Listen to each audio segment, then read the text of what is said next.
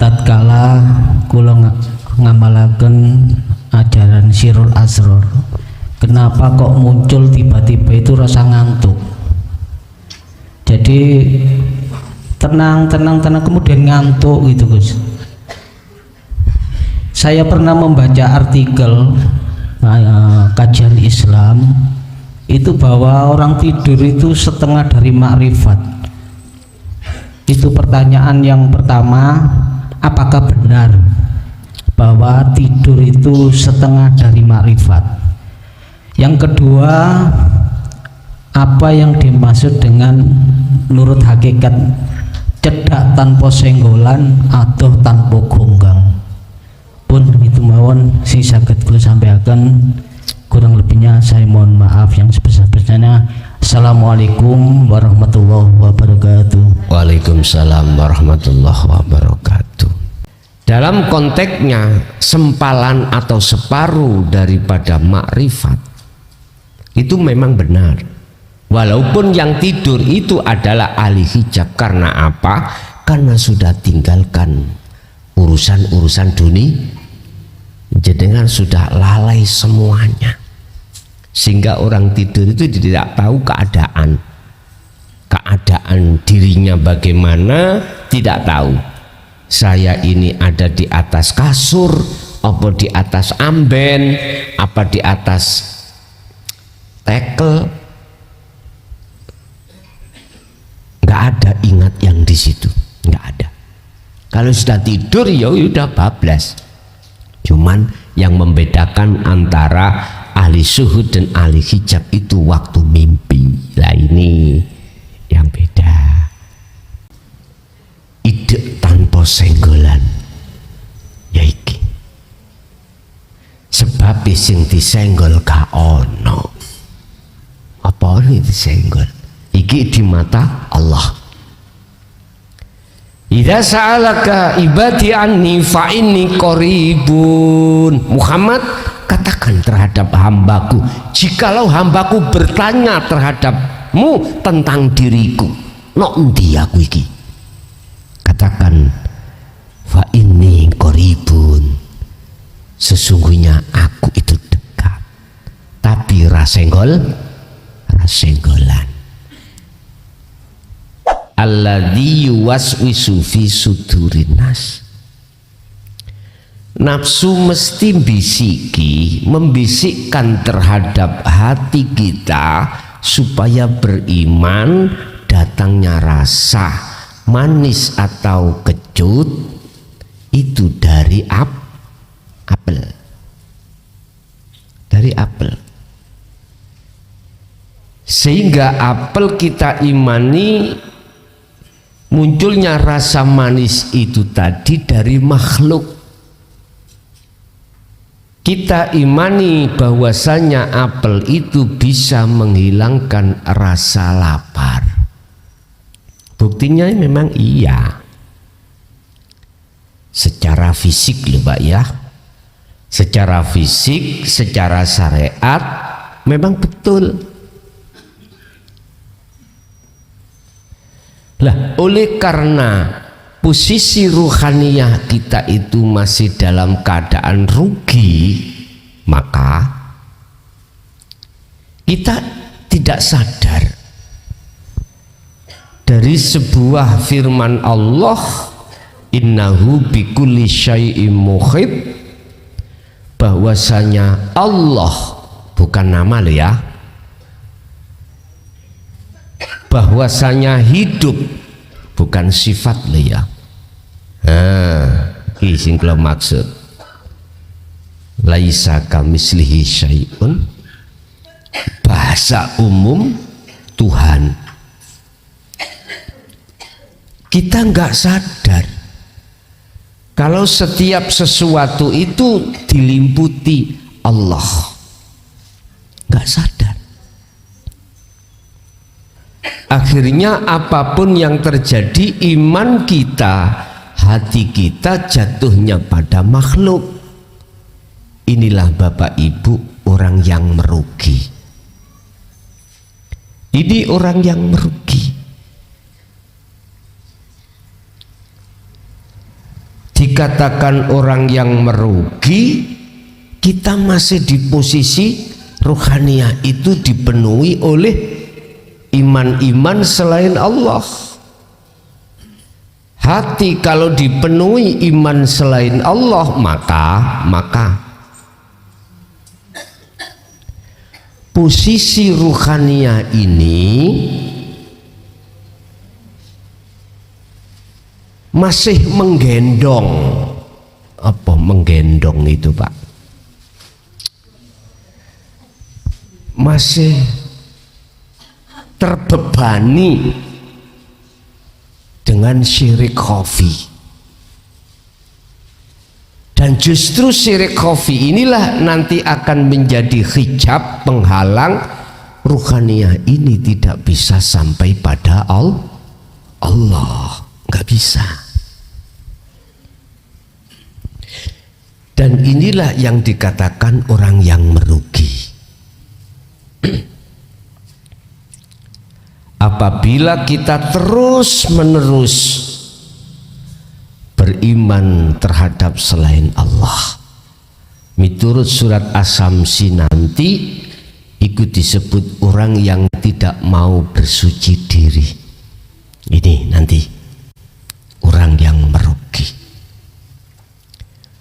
Padahal satu sisi Allah memberikan solusi, memberikan satu pengajaran, petunjuk lewat dinut tauhid ini supaya kita itu bisa keluar dari beban syirik khafi tadi, Pak.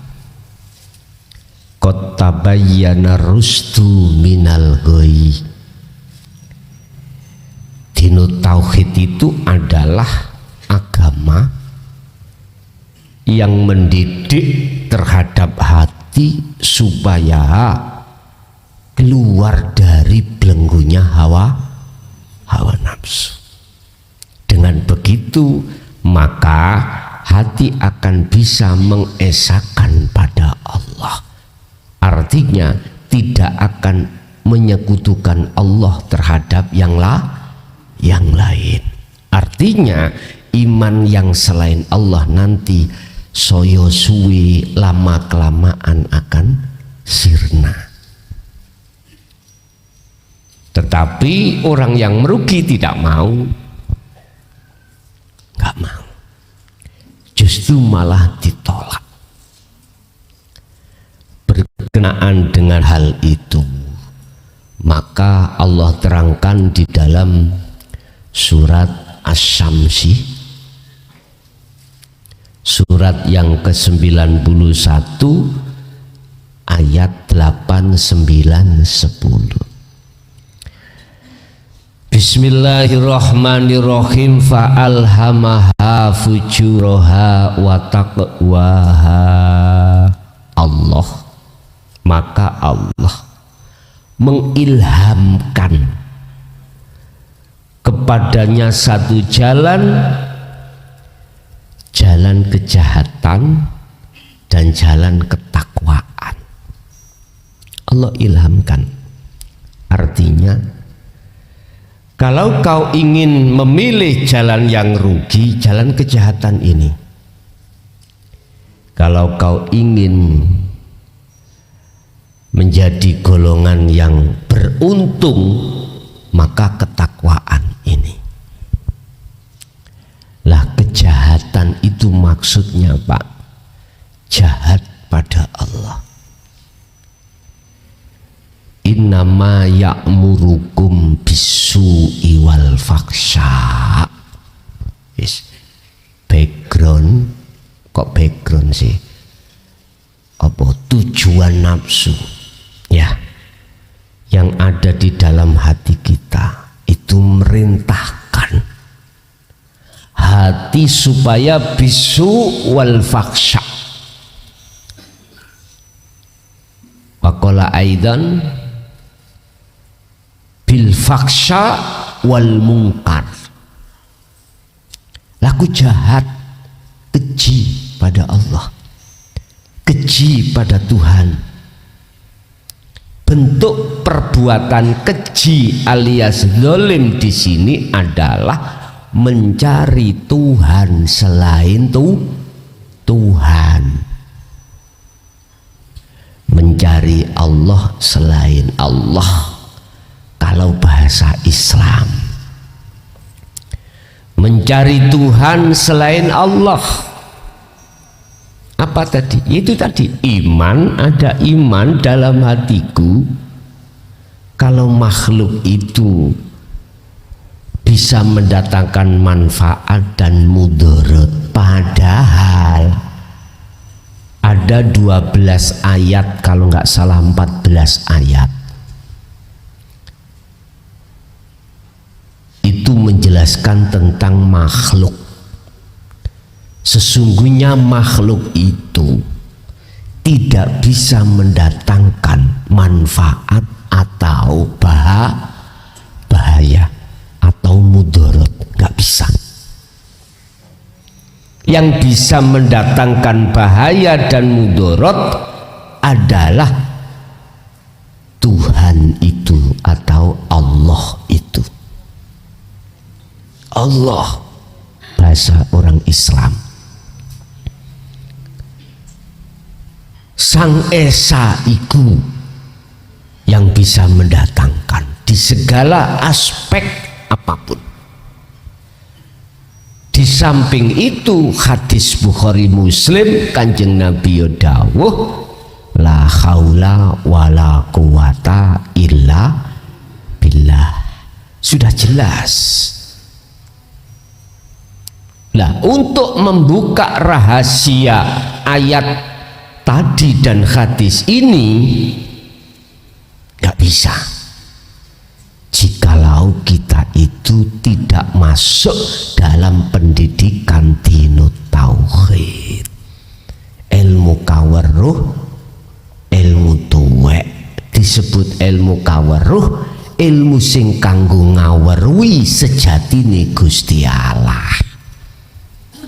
Ilmu tuwek disebut ilmu tuwek sebab ilmu yang pertama turun itu adalah ilmu tauhid, ilmu sing ada kaitannya dengan Tuhan. Hanya ilmu sing berkaitan dengan makhluk iku ilmu nom, ilmu muda. Makanya ada ilmu syariat, ada ilmu hakikat. Nek Mbah Buyut dulu iku ngomong bicaranya tidak ilmu tauhid, ilmu tuwek nger, ngoten. Ilmu sepuh, ilmu kaweruh, ngoten dulu. Boten ilmu tauhid, boten. Sebab para romo-romo dulu itu bilangnya gitu, akhirnya ditirukan kepada penerusnya ilmu tuwek. Lah sak mangke sama antara ilmu tuwek, ilmu kaweruh dengan ilmu tauhid itu sama. Ilmu tauhid, dinut tauhid itu versi Al-Qur'an. Mau tidak mau harus masuk di dalam situ dan mempelajarinya, baru nanti akan sadar bahwasanya semua apapun itu yang melimputi Allah. Jikalau tidak terlimputi Allah, maka mulghoh iku maksudnya musproh, ya wis glendang. Kados meja niki wau lho. Andai tidak ada yang mengangkat dari luar ke dalam musola, nggak bisa meja berangkat sendiri. Lah meja niku persis sejatine sifat kita sebagai makhluk. Nggak akan pernah bisa punya daya upaya untuk pindah tempat, kekuatan untuk memindahkan yang lain, nggak ada. Lah yang bisa memindahkan atau yang bisa pindah itu hanyalah Makanya sampean gak ojo percaya dari makalah yang mengatakan wis tah manuto aku ae engko tak syafaati tak tolong iki menungsane lho ya. Ojo percaya, jangan percaya kita hati lo, iman kita jangan percaya pada makhluk, jangan, estu jangan. Wis tah manuto aku engko awakmu kejokan sarungku tutuk makhluk ya.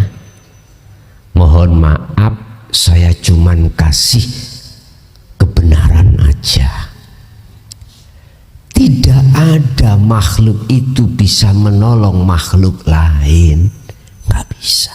Saya ngomong dari sisi kacamata asli nih loh ya, kacamata hakikat nggak ada. Bagaimana mungkin saya bisa menolong orang lain, lawang saya nolong diri saya sendiri tidak bisa. Utek ya delenti ya, nggak bisa Pak. Apa ya mungkin meja iku bisa ngelih meja liya? Paham nggih maksudnya? Saya ngomong sejati nih, yang punya penolong itu siapa sih? Yang punya syafaat itu siapa sih? Mungkin jenengan saged mirsani, mungkin Anda bisa melihat di dalam Al-Quran surat Az-Zumar ayat 44.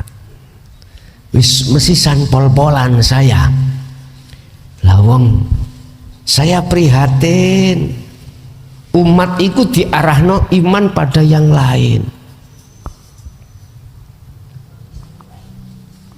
Az-Zumar 44. Gue nek salah kaplokono aku gak enak toh.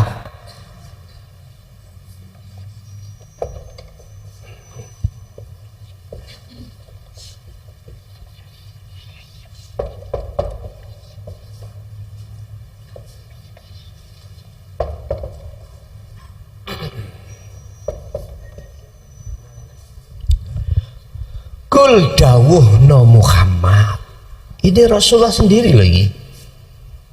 Iki Rasulullah sendiri. Saya tidak bertanggung jawab jikalau ada yang mengatakan sebaliknya. Kul katakan Muhammad, lillahi ku tetap kedue Allah, rupane yang dikatakan Rasulullah. Lillahi ku tetap kedue Allah opo asyafaatu, pertolongan. Jami'an kelawan sekabehane. Muhammad katakanlah bahwasanya syafaat itu milik Allah mutlak. Mutlak. Mutlak iku ngeten, Pak. Capung isok miber karena ditolong Allah. Meja bisa pindah karena ditolong Allah, dapat syafaat Allah. Lah syafaati Allah diizinkan kepada mereka tadi, dia tadi, beliau tadi yang mengangkat meja.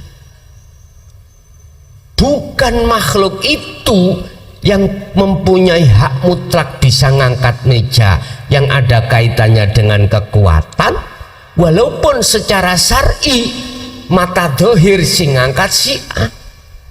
Paham gak? Jikalau ada seseorang yang mengatakan aku bisa menolongmu, gombal, iku miturut kacamata hakikat makrifat lho ya, boten miturut kacamata syariat. Ini langsung Rasulullah sendiri yang bersabda, Pak, yang berkata dari firman Allah, bukan delondongi klason, bukan. Ngerti delondong ya? Napa? Ya blegeri klason iki lho. Bukan, niki Quran masalahnya. Saya luruskan. Sebab di luar sana ada yang mengatakan Rasulullah Muhammad itu bisa memberikan syafaat terhadap iku benar kalau mandang dari syariat. Sapa sing ngangkat meja? Cak Gimin kan. Nah, iya, masalahnya melihat dari sisi kacamata dohir, wujudnya Cak Gimin yang mengangkat meja. Coba di dalam diri Cak Gimin tatkala tidak ada Allah, Cak Gimin itu makhluk, apa bisa kuat Cak Gimin itu ngangkat sendiri? Gak bisa. Kita itu manusia, sukanya itu melihat kacamata syariat saja. Sementara kacamata hakikat tidak diindahkan alias dilupakan. Inilah yang maksud jahat pada Allah. Udah, pilih yang model seperti ini atau model takwa. Nah, takwa itu berarti jenengan melihat kacamata hakikat. Berarti iman jenengan tidak terhadap Cak Gimin, tidak terhadap Muhammad ibnu Abdillah, tapi iman hati sampean itu hanya pada Allah. Lesan syariat tetap ngomong Muhammad karena berhadapan sesama manusia Muhammad. Loh, kalau begitu tidak boleh beriman terhadap selain Allah. Bagaimana kedudukan di dalam Islam itu? Rukun iman itu jumlahnya 6. Kok gak 1? Allah aja kok 6? Bagaimana? Nah, ini nanti aku kupas karena ini adalah satu dasar tauhid bagi si pemula. Lanjenengan iki senior. Jadi pemula nanti aku bahas semuanya itu secara detail di sasi Ramadan. Nek secara simpel mawon gini, amantu billah, aku beriman pada Allah, wa malaikatihi, terhadap para malaikat, wa kutubihi wa rusuli, dan sampai akhir. Kita nggak boleh iman pada makhluk, nggak boleh. Nama itu termasuk makhluk. Nama masih jopo, Nabi tasib makhluk. Allah nama itu masih makhluk. Maksudnya Tuhan di dalam diri nama itu, yang memiliki nama itulah yang bukan makhluk. Malaikah artinya Bapak Ibu secara simpel, lihatlah hidup. Nah, gitu. Walaupun menyebut nama Allah, menyebut malaikat, kitab-kitabnya, utusan-utusannya para rasul, takdir sing apik lan sing ala, dan seterusnya, kita harus melihat sang yang berperan. Itulah hidup yang harus kita imani. Itu caranya. Makanya kalau jadi umat Islam, jangan duduk di syariat saja, naik ke hakikat, naik, baru paham. Imanmu biar itu tidak nurul iman, biar jadi hakul iman. Kak, maksudnya seperti itu. Lah, takwa di sini jalan takwa, Allah mengilhamkan juga jalan takwa. Anda pilih jalan takwa itu berarti hanya beriman pada pada Allah ing mungguh wong Islam. Qad aflaha man zakkaha. Qad aflah, teman-teman betul-betul bejo beruntung sapa man wong zakkaha kang gelem ngresiki iman selain Allah tadi, wong Islam. Sungguh beruntung bagi orang-orang yang mau bersuci diri dari iman selain Tuhan. Rasul itu Pak ya, utusan Allah seluruhnya, mulai Nabi Adam sampai Nabi Muhammad. Sing didakwahno iku mung kuwi. Secara hakikat iku menyerukan terhadap kita, bagi kita yang hatinya ada iman selain Allah, wajib ke Allah. Iman kita yang selain daripada Tuhan, yang disebut al-asnam, berhala, maka wajib untuk tinggalkan itu dan menghadap pada Tuhan semuanya. Gak ada Rasul itu yang memberikan seruan sembahan aku, pujaan aku Rasul, pujiin aku Rasul. Gak ada. Walaupun secara syariat dikatakan sebagai penyelamat umat ya, minadz zulumati ilan nur, dari ajaran beliau itu yang membebaskan dari gelapnya hati menuju terangnya hati pada Allah. Nggak pernah Rasul itu dalam Al-Quran seayat atau setugel ayat lah wis, kalau nggak mau seayat setugel, kalau nggak mau setugel seperapat, kalau nggak mau seperapat ya sahuruf unewis. Nggak ada yang mengisyarohkan beliau itu untuk menyembah dirinya, nggak ada. Mesti diarahkan terhadap Tuhan. Bila mana ada yang mengatakan bahwasanya wajib kita untuk memuja, memuji, menghormat terhadap menyembah, bahkan menyembah, nek bahasa menyembah itu terlalu kejeron, memuja, memuji terhadap utusan, saya nggak bertanggung jawab. Kalau boleh saya pendapat itu propaganda aja Anda, mereka-mereka supaya tidak mengalih penghambaan. Jenengan iki cek didoktrin supaya menghormat, menghambakan diri pada makhluk. Sudah kelihatan Pak, tidak ada tauhidnya, sudah kelihatan ya. Bahkan sampai awakmu ndek gak ngabdi nang aku, kualat awakmu. Nek keluar dari ajaranku, kualat awakmu nang aku. Tak dungakno kamu ketabrak sepur. Sing gawe kualat, sing walati Gusti Allah, duduk makhluk. Ngoten lho niku.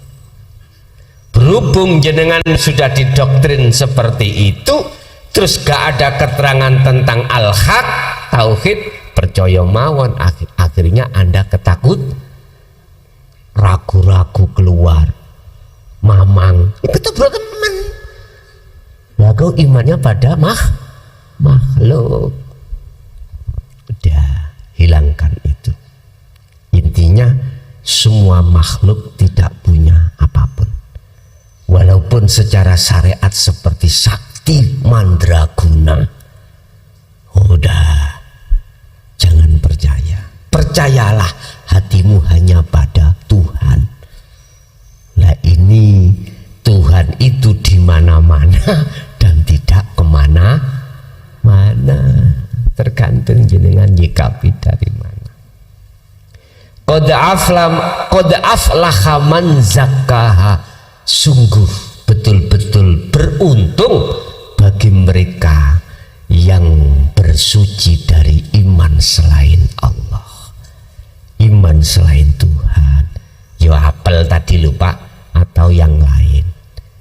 Jikalau jenengan dikabari seseorang, rumahmu itu ada genderuwonya, kalau kau melihat Allahnya, tidak melihat orangnya, nggak masalah. Benar, berarti yang ngabari iku Gusti Allah. Wis tak kei solusi supaya genderwone ilang, gitu. Wis ora usah akeh-akeh sing kok waca. Cukup ngadonga rahime Gusti Allah kelawan ngucap bismillahirrahmanirrahim. Tapi hatimu harus bertajalli lo ya. Wis engko 2 wulan teko si pembeli lah penak dah. Wis gak kadek syarat-syaratan tuku minyak dan lain sebagainya lah. Iku contoh kaya ngoten. Cukup bersandarlah wa aslimu lahu, pasrah nang Allah. Pasrah artinya pasrah, apa yang kau lakukan jangan pernah kau akui kalau kau yang melakukan. Pandanglah semuanya itu Allah.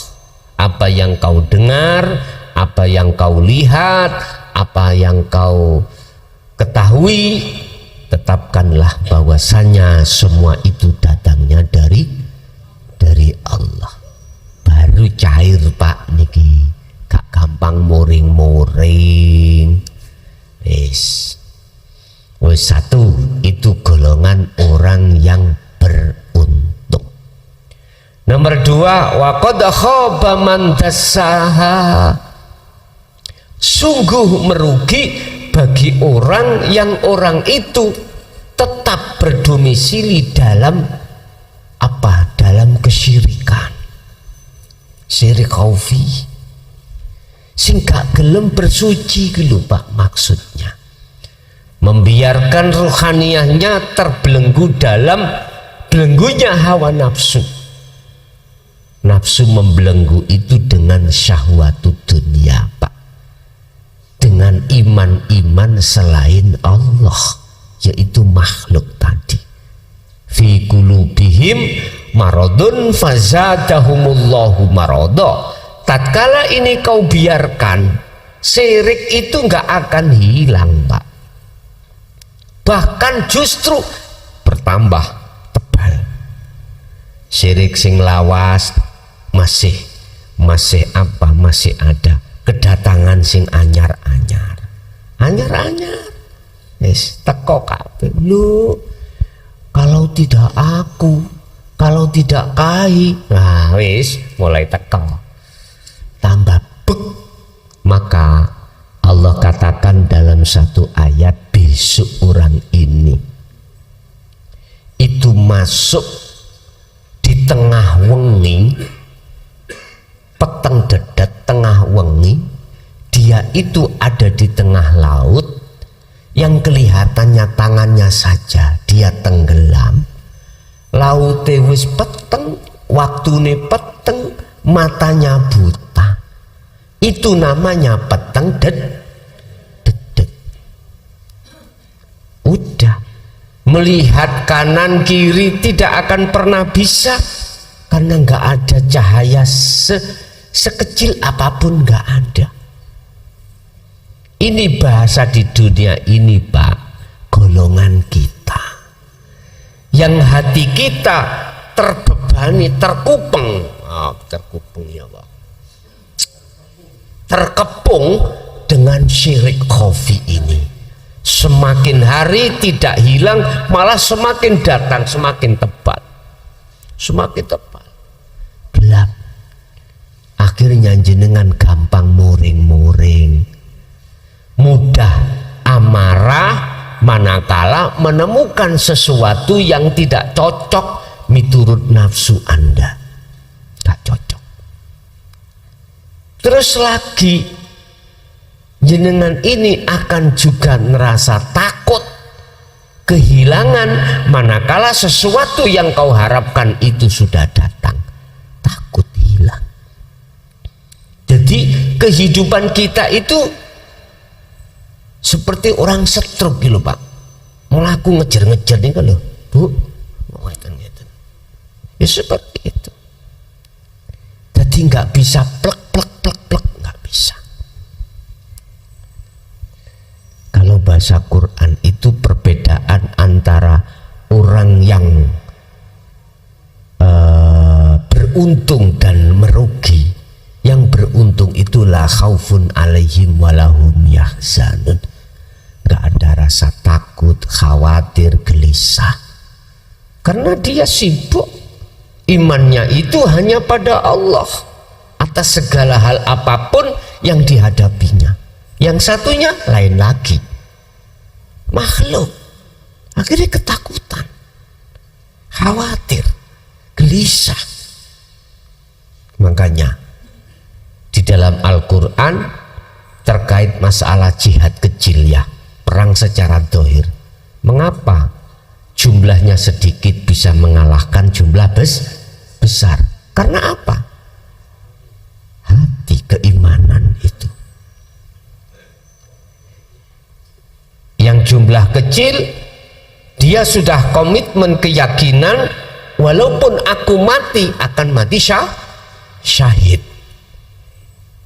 Yang imannya pada selain Tuhan, wedi Pak, takut. Bagaimana nanti anakku, istriku masih muda, anakku masih kecil-kecil, takut. Makanya kalah dengan yang kecil. Yang kecil itu pas, gampangan wong Jawa, nekat, kuat, yang jumlah banyak ragu-ragu, mundur aja, akhirnya takut mati. Tapi yang kecil justru syahidlah yang dicari. Seperti itu. Bapak Ibu, siapa golongan di dalam ayat yang nomor 10 itu yang dikatakan orang yang merugi adalah orang yang mengotori hatinya? Mereka yang selalu dan selalu mendengarkan fatwa-fatwa, mohon maaf, dan percaya dengan fatwa itu yang mengarahkan imanmu pada selain Allah. Padahal surat Az-Zumar ini mentok Pak, saya ngomong, bukan para wali, bukan para kiai, bukan para tokoh yang kita anggap punya karomah, langsung Muhammad Rasulullah ini yang berkata seperti ini. Bukan saya yang bisa mensyafaatimu, bukan saya yang punya syafaat, yang punya syafaat adalah Allah. Malam hari ini kalau sudah aku tegaskan seperti ini kok yo masih kurang percaya, yo mborek, aku nggak ngerti. Saking kempelek atau si hati kalau begitu masih beriman selain daripada Tuhan. Berarti hati kita masih atos.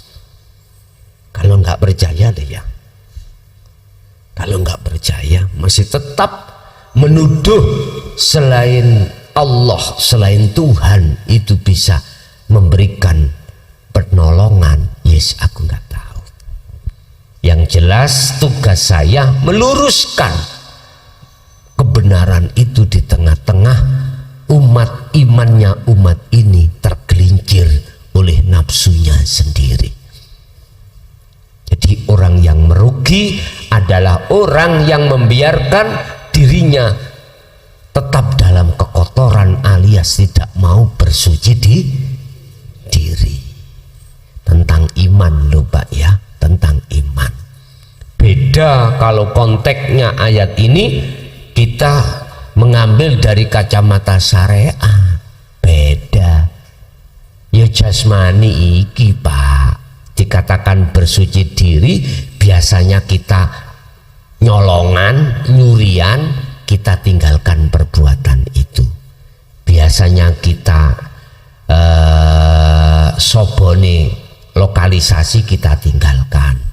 Biasanya kita itu pemabuk, peminum, kita tinggalkan. Bapak Ibu,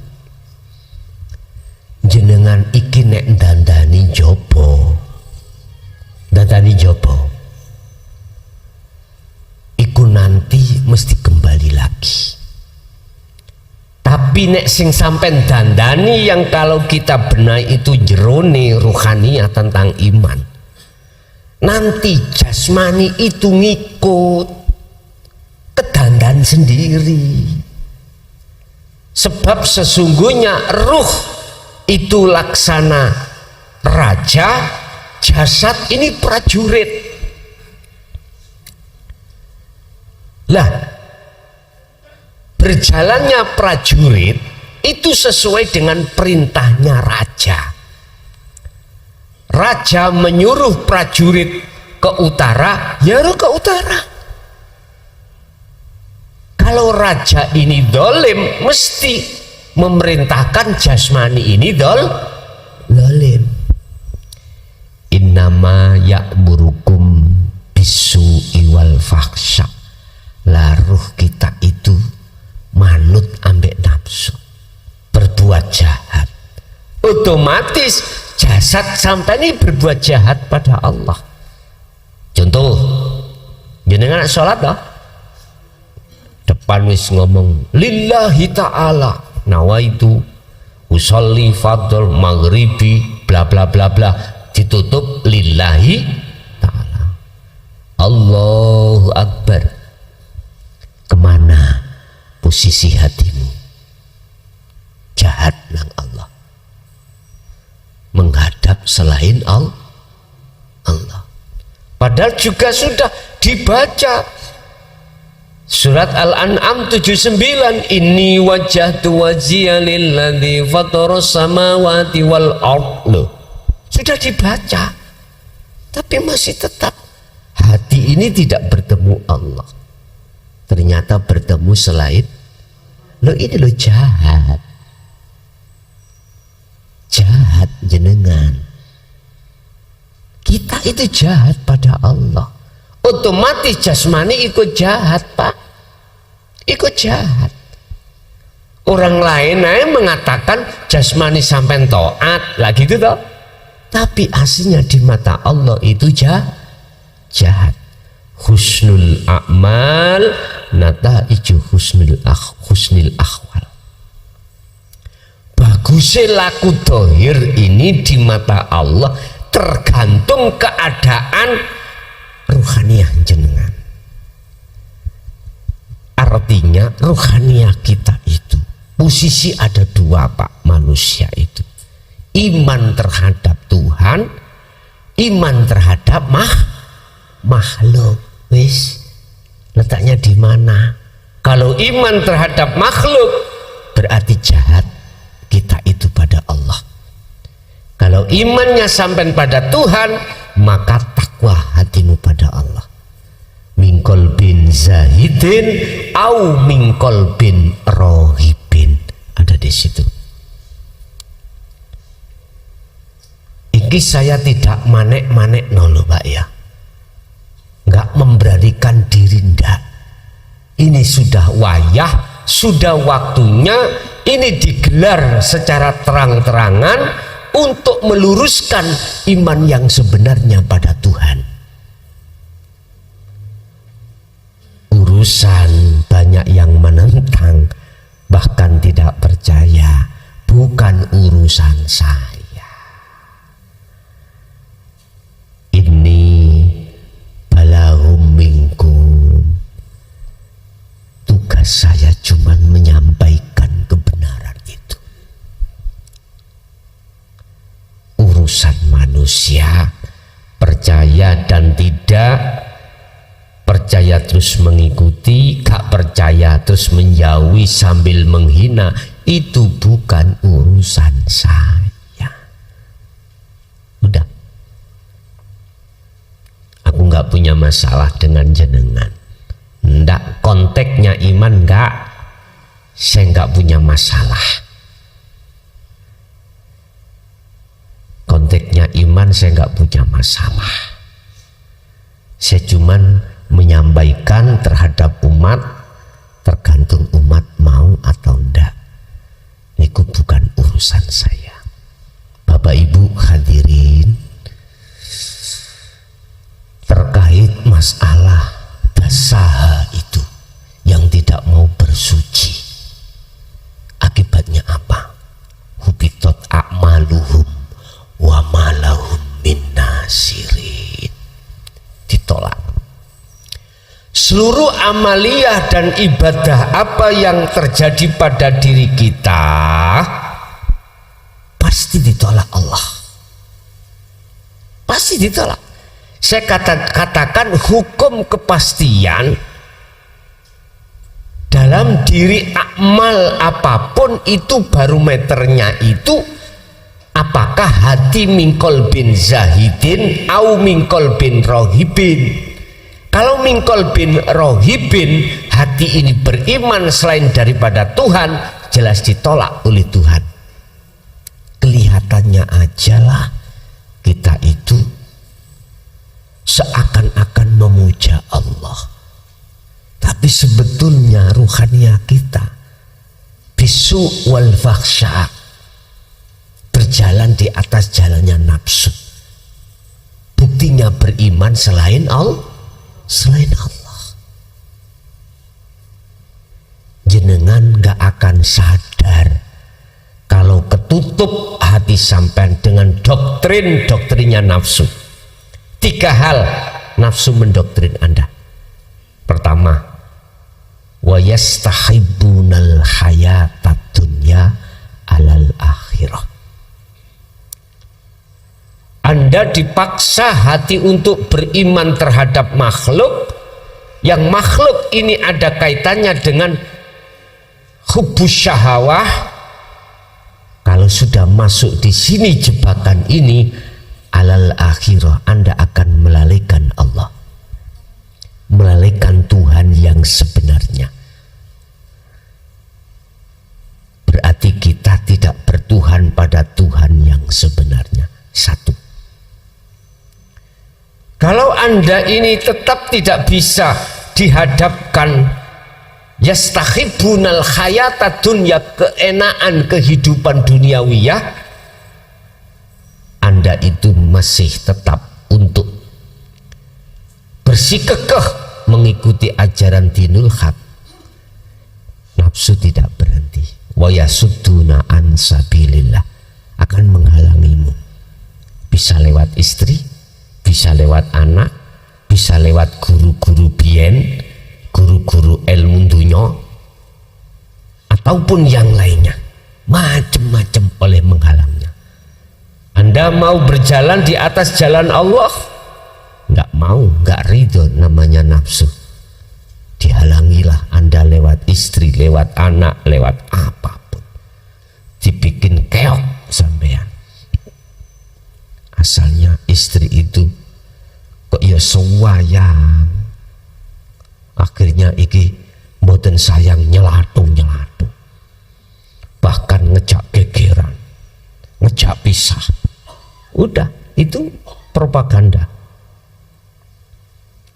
Bisnis kita asalnya lancar, jadi kolab, dihadapkan gunung. Seperti itu, sama. Atau dibalik, istri suami kita nggak pernah gati. Apa gati itu, Pak? Perhatian. Loh, kok ujuk-ujuk delalah istri atau suami kita itu semua yang gati. Tidur aja nggak pernah, Pak, satu kamar. Iki loh, nggak mau pedot. Seperti kemanten anyar. Jenengan jelas tambah senang toh hati. Unaha iwaja, dibengkok no iman jenengan, supaya mengatakan imannya kepada makhluk. Lesannya kita ngomong amantu billah Wa minan nasi may yaqulu amanna billahi wal yaumil akhir, tapi wa ma hum bimu'minin, sebetulnya kita tidak beriman. Dibengkokkan, padahal ditutup di ayat yang terakhir itu visi dan misinya nafsu. Surat Ibrahim ayat 3, ulaika fi dhalalim ba'id. Ketahuilah, mereka itu, nafsu itu menjerumuskan kamu, dan mereka itu tersesat terlalu jauh. Mengapa kau ikuti? Lah nafsu itu Pak, minal jinnati wan, mendo-mendo jin, mendo-mendo menungso. Maksud mendo-mendo jin, bisikan dalam hatimu. Yang bisikan itu adalah mengarah iman pada selain Tuhan, selain Allah, bukan dari orang lain, dari dirimu sendiri. Wanas, dari manusia orang lain ngomong, tak kandani ya. Aku krungu, saya terdengar Anda punya masalah. Inji, pengen masalahmu selesai? Inji, sebab kula niki dengan masalah itu susah turu susah mangan. Lah piye to Pak? Waktu malam rumah ditutup ditelponi, kapan nyaur, kapan nyaur, kapan nyaur. Lah sumpek sing nggih. Siang rumah dibuka diparani kolektor, ditakit. Sinten enggak pusing, mesti pusing. Jenengan ditawari, gelem tak tawari solusi. Sebab ono masalah mesti ono solusi. Inji, tak utangi. Sing tak utangno iku duit lanang. Wis sak karepmu nyauri kapan terserah. Ya. Wedok iku mana? Ngoten maksud Ibu ya. Nah, temriki biasa nggih sing diutangno duit wedok nggih. Kok ya padha ae ngono. Maneh sing nggawa tas nika nggih. Mlebu warung metu warung niku lho, mlebu toko metu toko niku nekek niku. Niku nekek. Pol nekek nggih. Ojo terlibat teng mriku. Lah, jenengan mau. Karena saya kasih solusi dengan uang cash, nyaur sampean itu tidak terbatas. Wis kalau punya sauri, kalau nggak punya jangan dulu. Loh saweneng nggih. Wah pol senenge ngeten iki. Mbok ndi yo ana wong sing kaya ngono iku. Akhirnya memang terjadi. Tapi sampean beriman. Dikandani. Iki sing ngutangi aku, ya. Sing ngutangi aku. Nanti kamu nyaurnya ya terhadap aku. Sampai didoktrin yang menolong itu adalah saya. Lah, berarti saya itu nafsu mendo-mendo manusia. Mendo-mendo manusia, atau memberikan keterangan fatwa terkait besok di akhirat atau di dunia ini. Kok yang ngomong makhluke? Iku berarti nafsu mendo-mendo Wis pokoknya gini loh Pak, siapapun dan apapun bentuk fatwanya, kalau mengarahkan terhadap Tuhan pun sampai cut tahu maksudnya cut, sampai cekat, jangan sampai masuk di dalam hati. Udah sampai cut, sampai batasi. Sebab Allah sudah mengatakan, walladzina kafaru awliya'uhumut taghut yukhrijunahum minan nuri ila dzulumat. Kalau kita percaya pada nafsu mendo-mendo manusia dengan fatwanya itu, maka hatimu akan menjadi gelap pada Allah. Loh, gak percaya bagaimana toh Gus? Wong nyatanya iya. Miturut omongannya itu benar terjadi. Kan diomongi, yes, kamu beli minyak ini harganya segini. Oke, terjadi, udah tak garap dengan bahasa karomahku, wis 2 bulan cair, ada orang yang membeli. Des, faktanya memang terjadi 2 bulan ada yang belum. Tidak benar toh niku? Loh, Bapak Ibu, ini fatwa secara syariat kita melihat makhluknya. Maksud saya, hatimu jangan percaya pada orangnya, karena orang itu makhluk. Percayalah, lihatlah hidupnya. Loh, gitu maksudku loh. Jelas ya? Lah, Anda akan bisa melihat pada hidupnya, itu tidak lepas dari dalam diri Anda pasti ada didikan ilmu tauhid. Kalau tidak, nggak bisa. Makanya mereka walladzina kafaru, mereka yang menolak tentang tauhid, auliya'uhumut tauhid, dan menjadikan nafsu sebagai imamnya, penolongnya, yukhrijunahum minan nuri ila dzulumat, akan memasukkan kamu di dalam alam kegelapan pada Allah. Tapi satunya, Allahu waliyul ladina amanu yukhrijuhum minadz-dzulumati ilan nur. Jikalau yang kau imani Allahnya, Allah yang kau Tuhan, yang kau jadikan sebagai penolongmu, yukhrijuhum minadz-dzulumati ilan nur, kau akan dimasukkan dalam alam yang terang benerang pada Allah. Artinya hati kita itu klik langsung sambung, yen kabeh apa sing terjadi pada dirimu karena Allah. Itu loh maksudnya, hati langsung padang, itu di situ. Apapun yang terjadi dan muncul dalam diri jenengan atau di luar diri jenengan, hati jenengan ada sambungan kesadaran penuh kalau semua yang berperan adalah Allah. Nah itu, minadz-dzulumati ilan nur. Sekarang saya kembalikan pada umat, pilih jalan kejahatan atau pilih jalan yang takwa, terserah.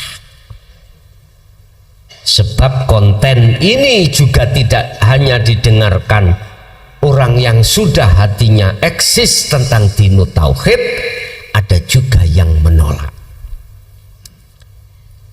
Semoga harapan saya yang menolak sementara ini dikasih kesadaran. Akhirnya oper persnelang. Tadinya iman pada selain Tuhan, sekarang berimannya hanya pada Tuhan. Dengan datangnya ayat ini, Bapak Ibu hadirin jamaah rahimakumullah, kita sebagai kepala rumah tangga, sebagai suami pasti tahu bagaimana posisi iman istri anakku. Tahu. Kalau jenengan sudah tahu, maka sadarkan lewat ayat ini.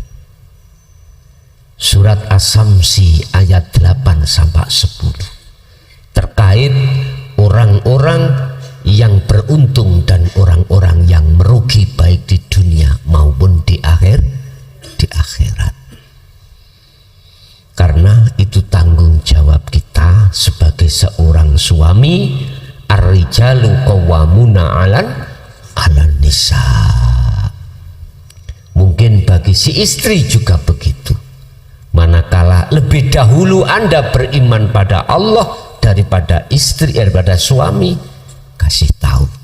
Karena karena itu orang dekat Anda. Itu bahasa manusiawiyah. Lah nanti bahasa rububiyah ketuhanannya apa kata Allah? Apa kata Allah? Itu manakala dalam hatimu ada keinginan kerentek untuk menyampaikan pada keluarga masing-masing.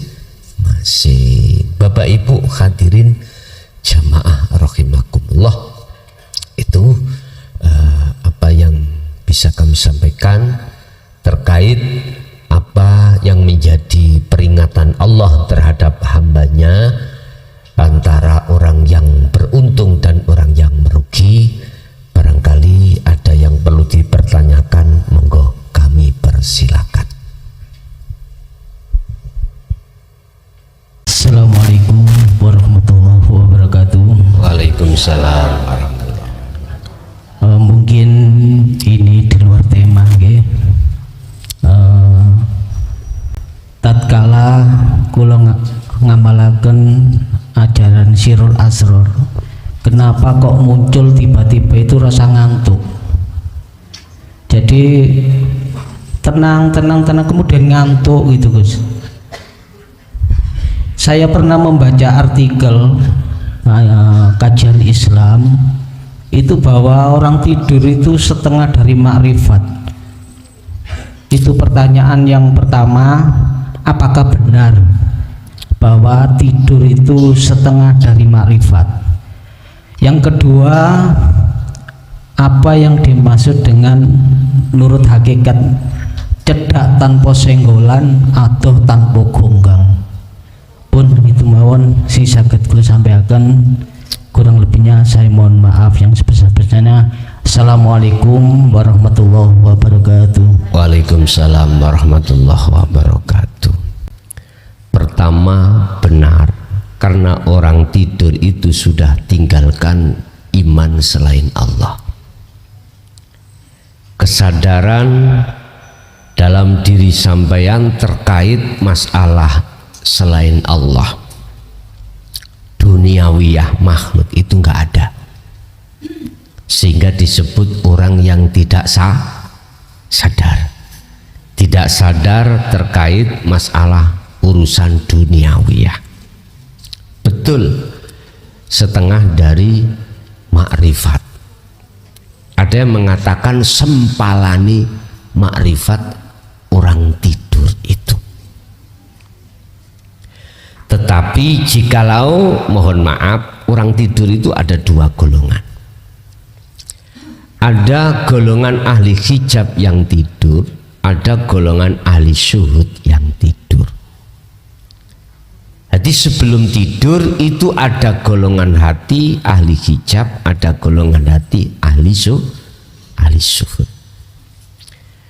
Dalam konteksnya sempalan atau separuh daripada makrifat itu memang benar, walaupun yang tidur itu adalah ahli hijab. Karena apa?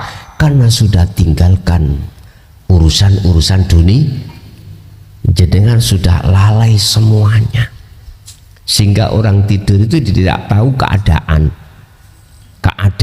dirinya bagaimana, tidak tahu. Saya ini ada di atas kasur, apa di atas amben, apa di atas tekel. Nggak ada ingat yang di situ, nggak ada. Kalau sudah tidur ya udah bablas. Cuman yang membedakan antara ahli syuhud dan ahli hijab itu waktu mimpi. Lah ini yang beda. Ahli syuhud jikalau mimpi, ketika masuk di dalam dunia mimpi, dia pasti ruhaniyahnya itu selalu memandang Allahnya, tidak pernah memandang makhluknya. Nah, untuk sampai di situ kan ada proses, Pak. Ahli hijab kita ketika tidur, kita masih memandang makhluknya. Ketika tidur kita bertemu siapalah, entah orang tua, entah apapun, ya toh, si A, si B, si C. Dalam hati sampean masih memandang makhluknya. Walaupun satu sisi kita dikatakan sebagai orang tidur itu sebagai separuh daripada makrifat. Dikatakan separuh dari makrifat, kita sudah tidak ada kesadaran tentang urusan dunia waktu sadar. Tapi waktu nggak sadar tidur, kita masih mengatakan makhluk. Beda dengan ahli syuhud. Baik tidur maupun tidak tidur sama. Hati tetap imannya pada Allah.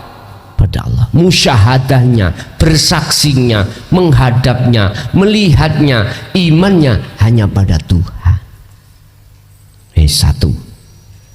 Terus nomor 2, ngantuk. Kok ngantuk apa man?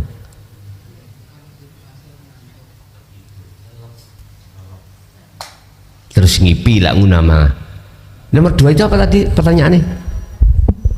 Pertanyaan untuk nomor 2 itu apa yang dimaksud menurut hakikat cedak tanpa senggolan atau tanpa gunggang? Ini loh,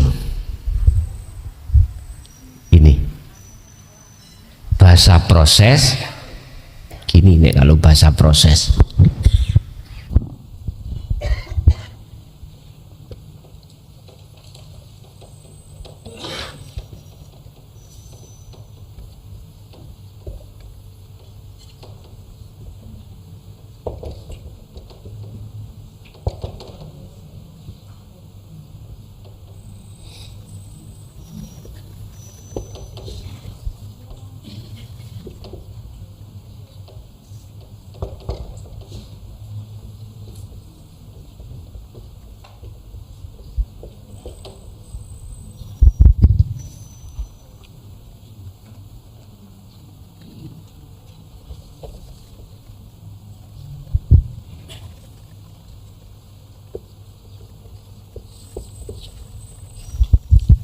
iki prosesnya Pak.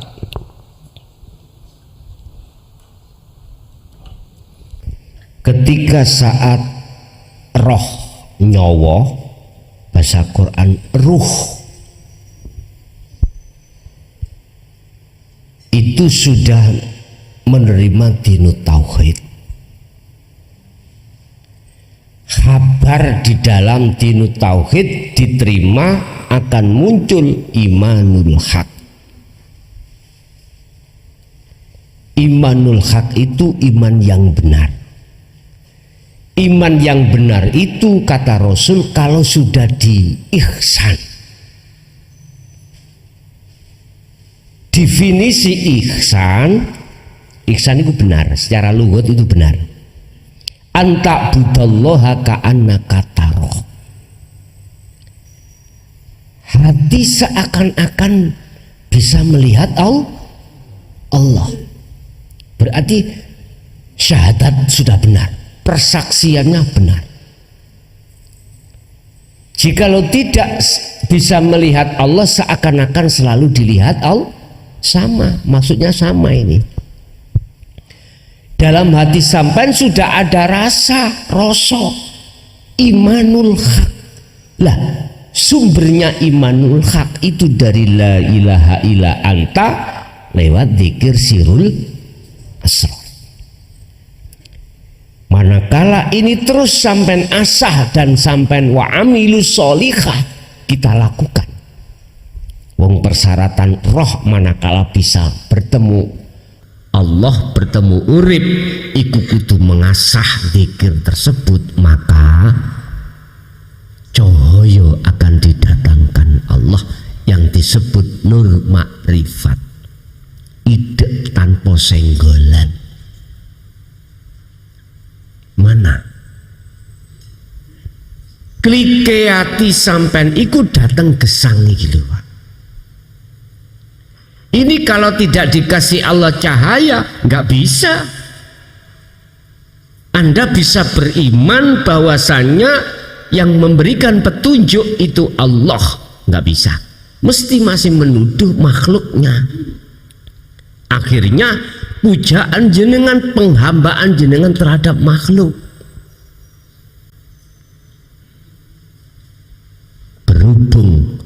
nur makrifat itu sudah dinyalakan Allah dalam hatimu, biar kul, katakan Muhammad, ja'al haqqu wa zahaqal batil innal batila kana zahuqa. Tatkala kebenaran itu sudah datang, maka hancurlah kebatilan. Tatkala lampu itu sudah menyala, cahaya makrifat itu sudah di dalam hati jenengan, maka kegelapan kepada Allah, hatimu itu langsung sirna. Saknalika detik itu juga lampu biar gelap kemanakah larinya gelap tadi? Berarti sebetulnya gelap itu menipumu. Nah, di dalam cahaya itu ono urip. Makanya bahasa ilmu sejati dulu gini, ger ngerti yo sak jerone nyawa iku ono rasa, sak jerone rasa iku ono cahaya, sak jerone cahaya iku ono urip. Golek ono urip iku tandane jikalau kau ketemu tracai kuntul miber, berarti kuwi wis ketemu urip. Ngono bahasane. Wis gak mudeng blas. Gak paham. Kita sebagai murid pengikut iku gak paham. Gak dijelentrehno satu persatu. Kok dijelentrehno Pak ambek Romo Pawena gawalis. Gak dijelentrehno pokoke lakonono topo broto. Meditasi untuk kesadaran bahwasanya kita itu patung, semuanya itu adalah urip Allah. Waduh, sampai jungkel-jungkel Pak. Awak dewangi kuru, rambut dijarno, rambut dibiarkan sampai tutup bokong, yo gak jebus-jebus. Sakti sing teko gitu ya, sakti. Ya napa lek gak sakti mlaku cepet wong gak beban kalau daginge. Dadi ya cepet ae mlaku. Ide tanpa senggolan ya iki. Sebab sing disenggol gak ono. Apa ini disenggol? Iki di mata Allah. Idza sa'alaka ibadi anni fa inni qaribun. Muhammad, katakan terhadap hambaku, jikalau hambaku bertanya terhadapmu tentang diriku, no endi aku iki?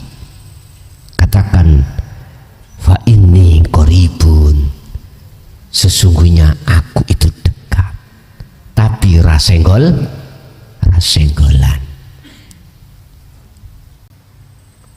Ini akan dipaham dan diketahui bagi hati jenengan yang sudah masuk di dalam proses dzikir sirul asrar ke fana'u dzikri, dari tauhid la ilaha illa anta ke la ilaha illa ana, baru paham.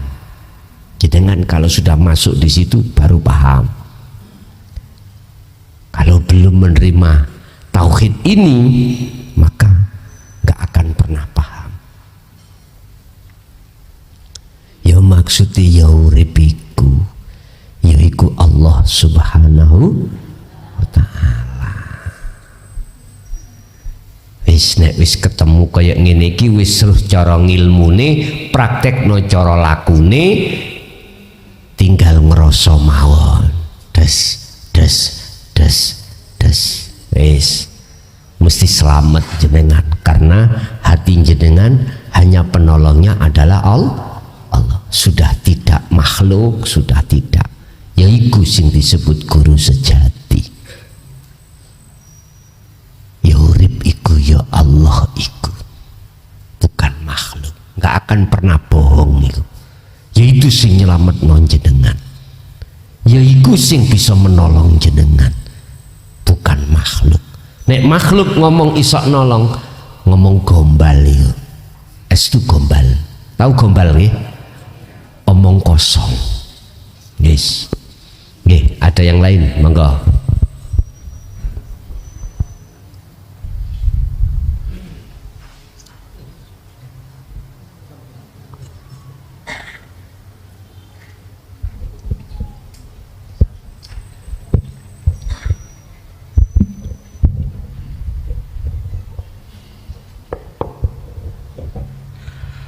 Assalamualaikum warahmatullahi wabarakatuh.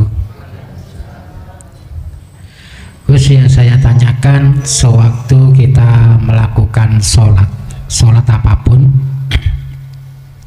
selain kita membaca syarat rukunnya sholat, hati kita harus selalu zikir kepada Allah.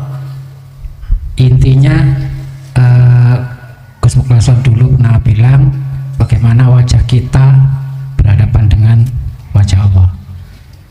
Kadang-kadang kita udah berusaha, tetapi ada suara anak kecil yang bergurau atau bacaan tetangga kita yang sholat dengan bacaan yang keras sehingga terputus gitu loh Gus.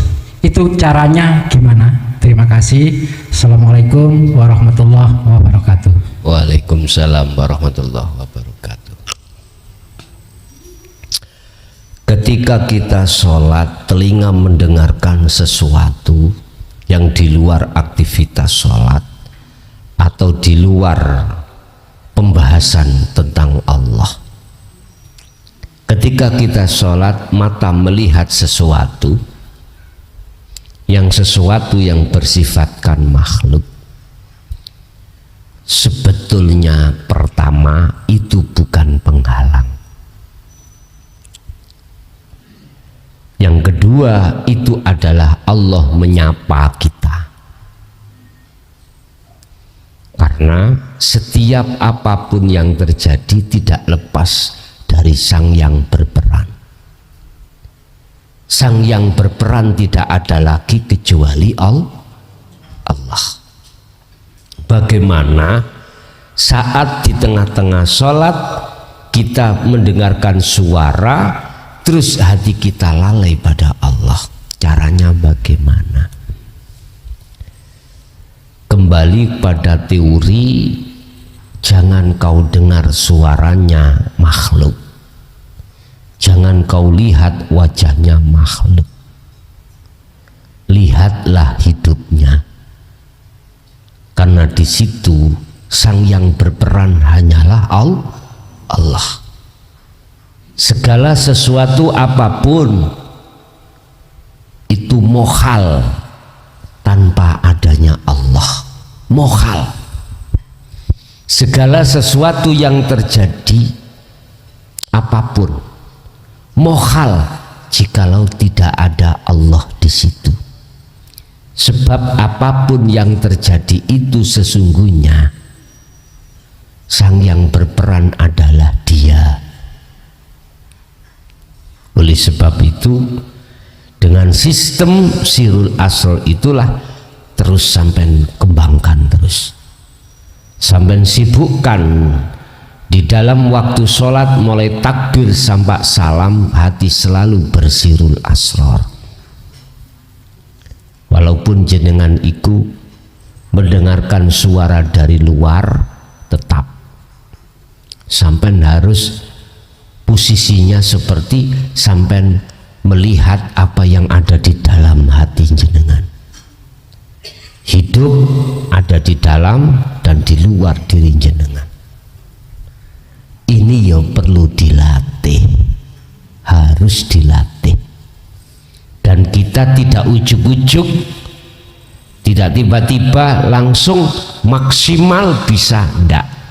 Harus ada latihan terus, latih terus. Jadi caranya jangan dilihat dari suara atau bentuk makhluk, tapi lihatlah suara atau wujudnya Allah. Begitu Pak ya. Sistemnya sudah sampai bawah lewat sirul asrar. Nggih, wonten boleh?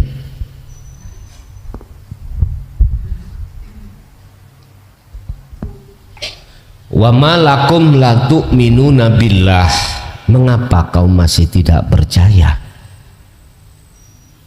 terhadap Tuhan itu yang bersuara, yang berwujud, sedangkan war rasulu yad'ukum litu'minu bi rabbikum. Semua rasul itu mengarahkan supaya beriman padanya. Semua rasul itu mengarahkan hatimu untuk mendengarkan sapaan Allah, itu suara Allah, itu kalamullah, itu wujudullah. Wa qad akhadha mitsaqakum in kuntum mu'minin. Jikalau kau beriman mesti seperti itu. Jikalau tidak beriman ya jelas suaranya arek cilik. Lah ngoten nggih. Akhirnya jenengan ngamuk-ngamuk nang tonggo, misuh-misuh, gak ngerti ya raimu waktu ini wong sholat nyetel dangdutan. Lah akhirnya gak wawuh ambek tonggone dewe. Gak apa enak Pak, metu sak metu ketemu iku ya apa le nyopo susah. Jenenge wong jotak. Gitu. Sekalipun itu saudara sendiri loh ya. Apalagi orang lain, wis mesti hasut metu Pak, mesti hasut itu metu.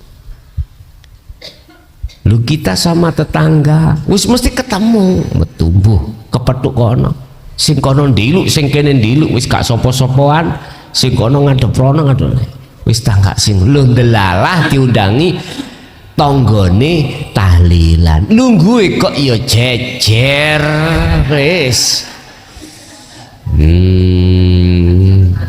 Iwuh ndeleh awak, tak kira budale sarunge ijo, tibake nang kene putih, gak ruwet tanggaku di wah wis iwuh wis ngoten. Jadi itu tadi Pak, inilah ajaran Rasul mengarahkan hanya pada Tuhan, tidak pada Rasulnya. Ngoten nggih? Nggih. Ada lagi?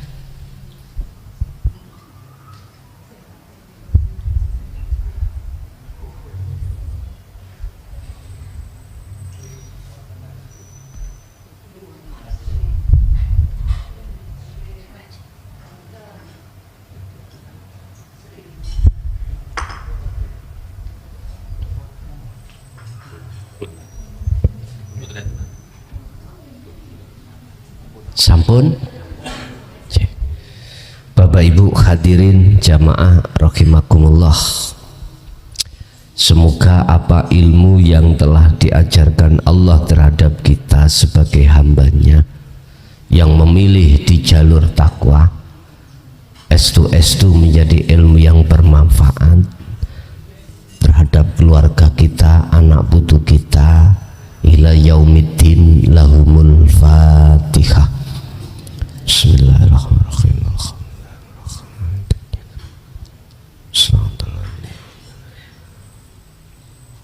Sepindah malih mbok menawi sementara masih dikasih Allah angel urusan ilmu tadi gak faham, ben Allah kasih faham. Urusan dunya masih angel, ben digampang nih Allah. Sedaya napa mawon. Lahumul Fatihah.